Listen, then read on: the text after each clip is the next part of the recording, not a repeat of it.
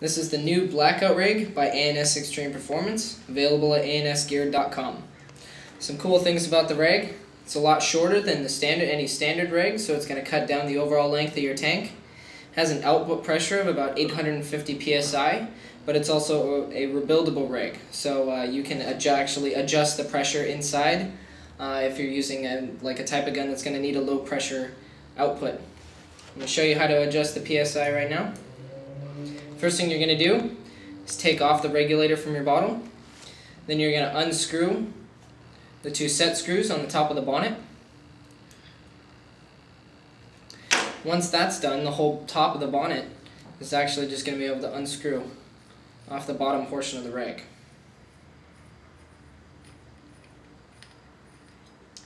In the top half, you have your reg seat. You can see there's a couple O-rings in there. You want to make sure they're always lubed up so it seals correctly. In the bottom half, you have your spring. And you also have your shim stack. In your shim stack, there should be 3 shims. There should be 2 thinner ones and 1 thicker one. To adjust the pressure, all you have to do is take out some of the shims. Taking out the big shim will result in it going from 850 psi to 650 psi. Taking out all 3 of the shims, that's the 2 thinner ones and the thicker one, will bring it down to about 450 psi. So if you're using like an Angel or anything like that, you're going to want to take out all 3 shims. Once you do that, all you have to do is throw your spring back in, screw your bonnet back onto the bottom portion of your reg. You want to make sure it's really nice and tight.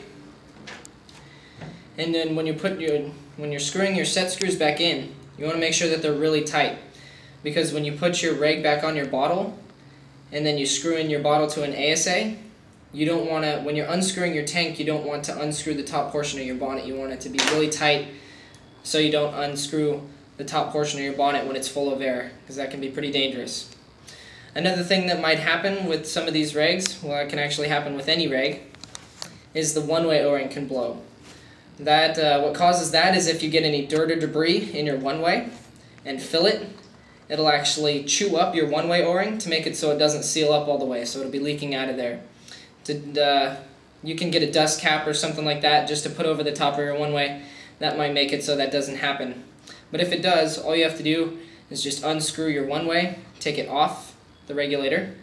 There's going to be a little piston inside the one-way, and it's going to have an O-ring on it. You can get a one-way O-ring, throw it back on, put some Teflon tape or some Loctite around the one-way itself on the threads, so when you screw it back in, it's going to make sure it seals up and doesn't leak or anything like that.